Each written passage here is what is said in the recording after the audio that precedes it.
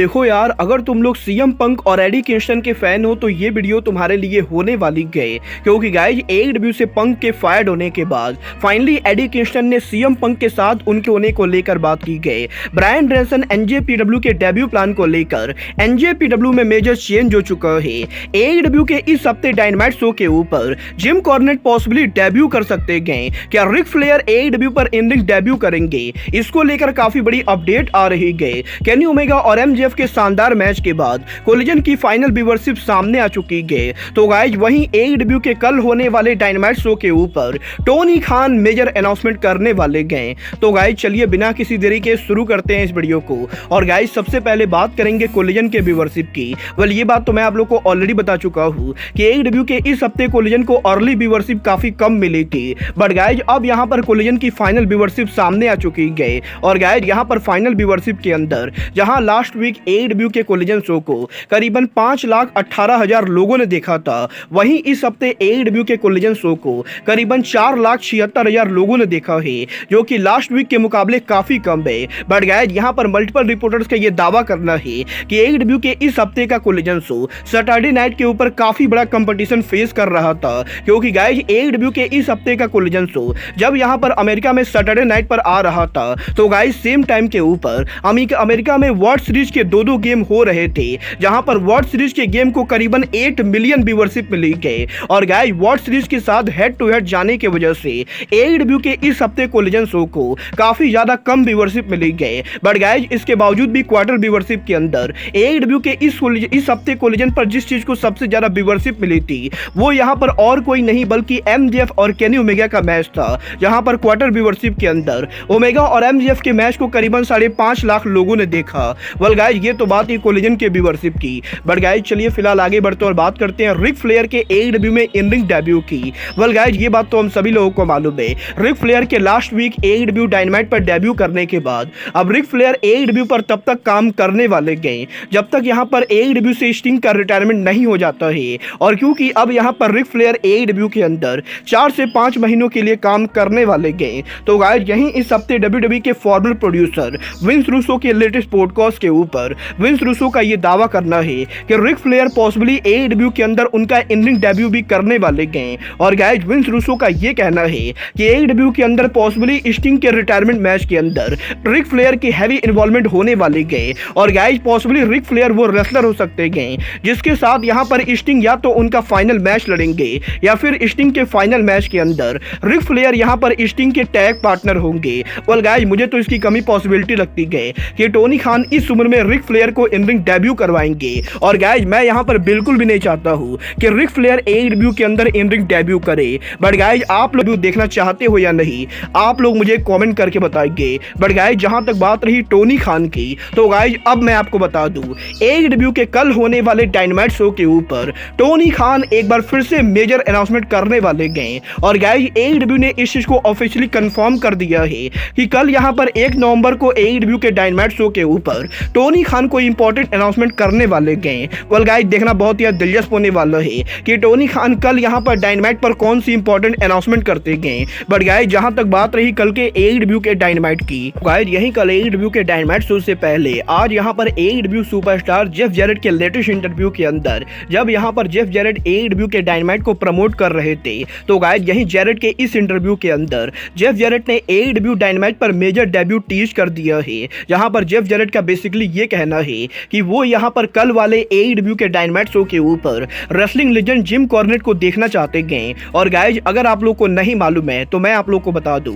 कल यहां पर एडब्ल्यू कंपनी उनका डायनामाइट जिस सिटी में करने वाली गए वो यहां पर जिम कॉर्नेट का होम टाउन है। और गाइज इसीलिए जेफ जैरेट के इंटरव्यू के अंदर जेफ जैरेट का ये कहना है कि अगर यहां पर कल जिम कॉर्नेट के होम टाउन के ऊपर जिम कॉर्नेट एडब्ल्यू के शो पर अपीयर होना चाहते गए, तो गाइज यहां पर जिम कॉर्नेट आराम से आ सकते गए, क्योंकि गाइज यहां पर जेफ जैरेट जिम कॉर्नेट को आने के लिए खुलेआम ऑफर दे रहे गए। और गाइज यही जेफ जैरेट के ऐसे कहने के बाद अब फाइनली जिम कॉर्नेट की तरफ से जेफ जैरेट को लेकर रिप्लाई आ चुका है, जहां पर जिम कॉर्नेट ये कहते गए कि वो यहां पर जेफ जैरेट की काफी ज्यादा रिस्पेक्ट करते गए और वो इस चीज को लेकर काफी ज्यादा थैंकफुल है कि वो उन्होंने यहां पर जिम कॉर्नेट को एडब्ल्यू के शो पर इनवाइट किया है। बट गाइज वो यहां पर एडब्ल्यू के शो पर नहीं आ सकते गए, क्योंकि गाइज यहां पर जिम कॉर्नेट को एडब्ल्यू के शो पर आने के लिए एक और आदमी को खोना पड़ेगा। और क्योंकि कल यहाँ पर AEW के डायनामाइट शो के ऊपर AEW बाय वन और गेट वन का ऑफर चला रही है, तो गाइज इसीलिए जिम कॉर्नेट को अगर शो पर आना है तो उन्हें अपने साथ किसी और को भी लेकर आना पड़ेगा। और जिम कॉर्नेट के पास फिलहाल ऐसा कोई नहीं है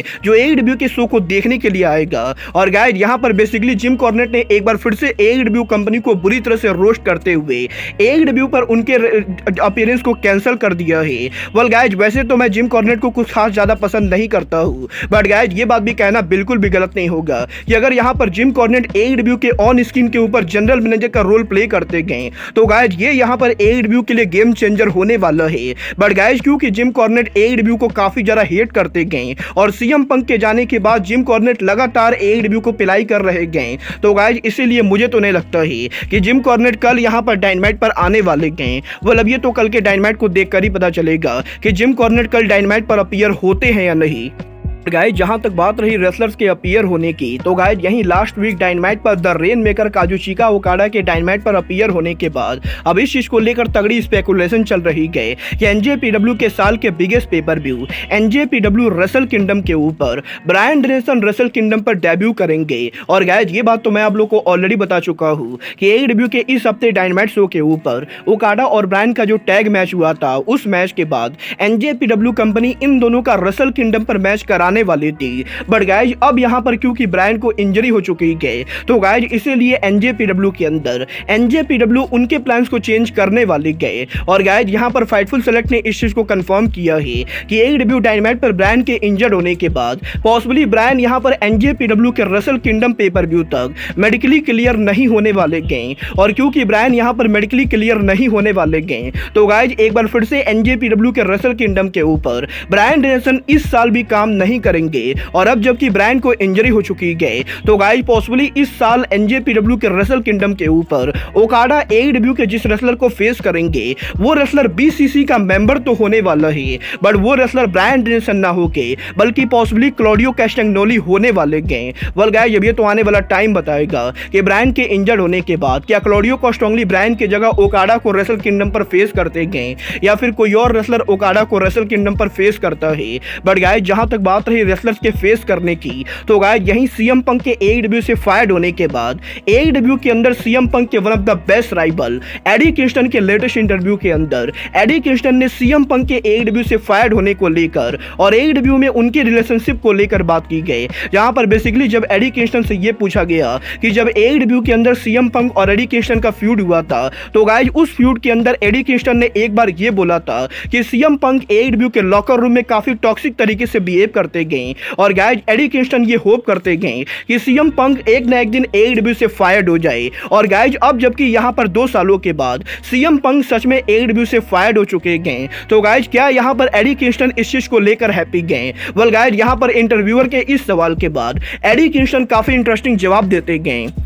यहाँ पर एडी किंगस्टन बेसिकली ये कहते गए कि AEW के अंदर जब पंक और किंगस्टन की राइवलरी हुई थी, तो गाइज उस राइवलरी के अंदर CM पंक और एडी किंगस्टन एक दूसरे को जो भी कह रहे थे वो यहाँ पर AEW के स्टोरी लाइन का हिस्सा है। और गाइज उस चीज से AEW से पंक के फायर्ड होने का कुछ भी लेना देना नहीं गए। बट गाइज जहां तक बात रही किंगस्टन और पंक के रिलेशनशिप की, तो गाइज डेफिनेटली यहाँ पर एडी किंगस्टन AEW के अंदर CM पंक को पसंद नहीं करते थे। और गाइज एडी किंगस्टन का ये कहना है कि वो यहाँ पर CM पंक के साथ ज्यादा टाइम स्पेंड नहीं करते थे। बट गाइस यहाँ पर इसका मतलब ये बिल्कुल भी नहीं गए कि वो यहाँ पर CM पंक को AEW से फायर्ड होते हुए देखना चाहते थे। और गाइस यहाँ पर एडी किंगस्टन का ये कहना है कि वो यहाँ पर होप करते गए कि CM पंक अब भी AEW कंपनी के अंदर होते, क्योंकि गाइस उन्हें नहीं लगता है कि CM पंक को AEW से फायर्ड होना चाहिए था, क्योंकि पंक यहाँ पर AEW कंपनी के बिगेस्ट ड्रॉ थे। बट गाइस अब क्योंकि पंक यहाँ पर फायर्ड हो चुके गए, तो गाइस एडी किंगस्टन इस मामले को लेकर कुछ भी नहीं बोल सकते गए। और जहां तक बात रही CM पंक के फ्यूचर की, तो गाइज एडी किंगस्टन को इससे घंटा फर्क नहीं पड़ता है कि CM पंक फ्यूचर में क्या करेंगे, क्योंकि गाइज एडी किंगस्टन CM पंक के दोस्त बिल्कुल भी नहीं गए। और गाइज CM पंक WWE पर जाए या फिर कहीं भी और जाए, इससे अब एडी किंगस्टन को कुछ भी लेना देना नहीं गए। और गाइज बेसिकली किंगस्टन के इस इंटरव्यू के अंदर एडी किंगस्टन ने यह क्लियर कर दिया है कि वो यहाँ पर AEW के अंदर CM पंक के दोस्त तो बिल्कुल भी नहीं थे। बट गाइज वो यहाँ पर यह भी बिल्कुल नहीं चाहते थे कि CM पंक AEW कंपनी से फायर्ड होते। वेल गाइज, आपको क्या लगता है AEW के अंदर सीएम पंक का फायर्ड होना AEW कंपनी का सही डिसीजन था या नहीं? आप लोग मुझे कमेंट करके बताइए। बट गाइज, अब आज के इस वीडियो में बस इतना ही। मैं मिलता हूँ आपसे अपने अगले वीडियो में। बट गाइज, तब तक के लिए good bye, good night and bang.